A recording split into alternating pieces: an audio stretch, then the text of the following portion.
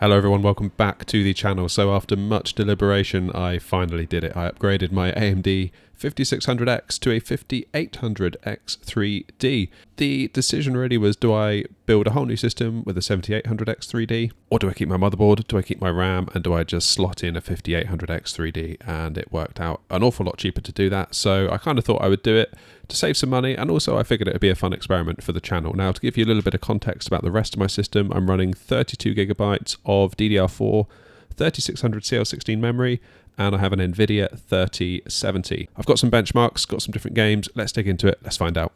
Okay, so first up, we've got Call of Duty Warzone 3. I'm running at 1440p on the minimum preset, DLSS Ultra Performance. I'm just trying to get that GPU limit out of the way as much as possible, although you could argue, why didn't I run at 1080p? That's because for some reason OBS kept freaking out when it tried to capture it, so we're stuck at 1440p for this one, sorry.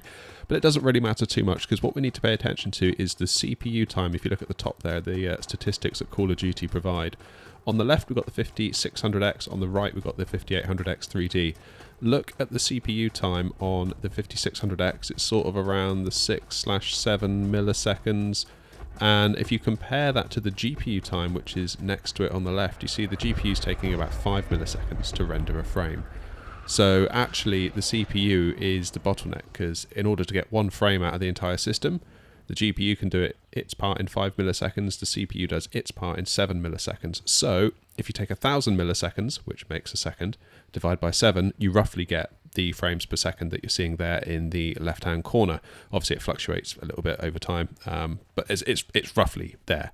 If you were to look over to the right-hand side, we have the 5800X 3D. You see that CPU time is now at 4 milliseconds. Occasionally going down to 3. So you can see that actually that is now beneath the 5 milliseconds it takes my GPU to render a frame. So now, whereas on the 5600X we were CPU limited, on the 5800X 3D, even at minimum presets, DLSS Ultra Performance, we are now GPU limited, because the GPU is taking around about a millisecond or two longer to do its part relative to the CPU. So if you were to put a stronger GPU with Call of Duty alongside this CPU, basically you can do 1,000 milliseconds divided by 4, and that's going to be your frames per second, roughly. Obviously it's going to fluctuate, but basically, very good result here from the 5800X 3D. We've gone from being CPU limited to now GPU limited. Obviously, a 3070 isn't the strongest card in the world, so it probably makes sense that we're GPU limited. However, literally an hour ago, at the time that I'm recording this, I've ordered a 4080 Super, so it'd be really interesting to chuck that in and see what the figures look like, even at like ultra settings, see if we can get some crazy high FPS. So get subscribed for that. Stay tuned. We're going to have a lot of fun doing that. Moving on to Diablo IV, we're running at 1440p Ultra. And you can see here there's really not much in it. I mean, you've got the 1% lows, the 0.1% lows. They're a little bit higher, but as you can see, look at the GPU utilization, sort of 98, 99% in both cases. So moving over to 1440p low, you can see that the averages are a little bit higher, but the lows are improved a little bit with the 5800X 3D. But again, it's not massive. We're not talking about big jumps here. Why am I showing you this? Well, it's kind of to demonstrate that actually, even if you put a really powerful CPU in a system, unless you've got the GPU to back it up, that will become your bottleneck. And I think that's kind of the case here. Moving on to Cyberpunk, it's a similar story. Basically, GPU limited here at 1440p Ultra. If we drop down to medium, it does get a little bit better. The lows are slightly higher, but again, 1440p Cyberpunk GPU is going to be the limitation for the most part. Let's switch over to the benchmarking mode, and we're going to switch over to 1080p. And you can see at Ultra, the averages are very, very similar, but the 1% lows, 0.1% lows are a little bit higher by about 10 plus FPS. So a good result, but still not a huge difference. Again, that GPU is still being the bottleneck. If we drop down to 1080p medium, that's when you start to see more of an uplift. So you can see we've got on the averages around about 20 FPS.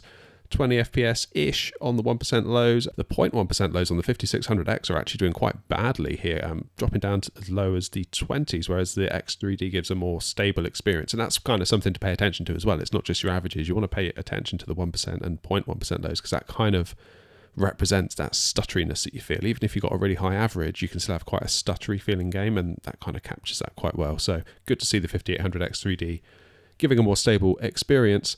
So Halo Infinite now, and I did a big team battle, both on the same map, albeit slightly different game modes, and I basically played an entire match. And what you're seeing on screen here is the last bit of each match.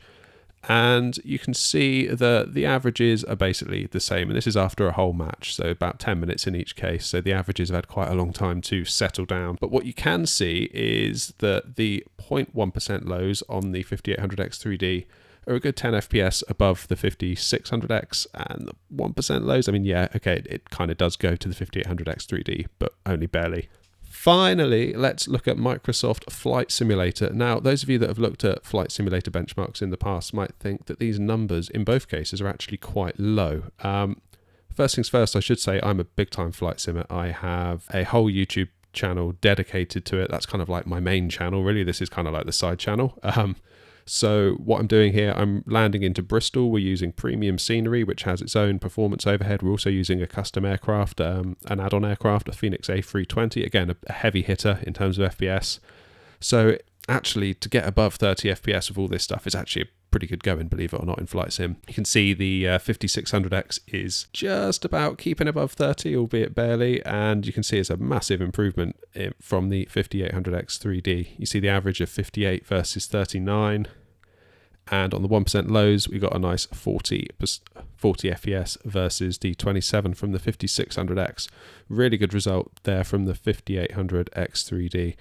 Very much likes the cached as Microsoft Flight Simulator, so it's definitely a good chip for that. And similarly to, I would presume, 7800X 3D as well. So there we have it. It's a bit of an interesting set of results, really. In some cases, we got some good improvements, but a lot of the time we were actually GPU limited. So I think it's quite an important message there, that if you're going to be playing at kind of 1440p high detail settings, a 5800X 3D may not always give you the results that you think it might give you. So I think it's quite important to share that with you, even though it doesn't make for particularly exciting results, just being like, oh, we're GPU limited again.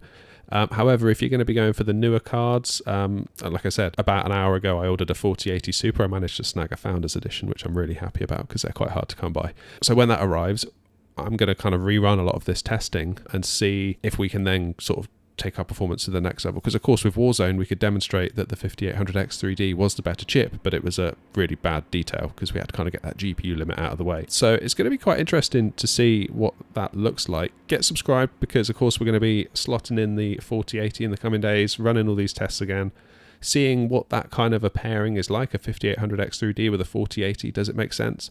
What's going to be the bottleneck, the CPU or the GPU? Because now we've got a lot more power in that GPU to remove some of the limits we saw today with the 3070 bottlenecking us. So I'm going to leave it there. Thank you so much for watching. Get subscribed. We've got a lot more stuff coming, and I'll see you in the next video.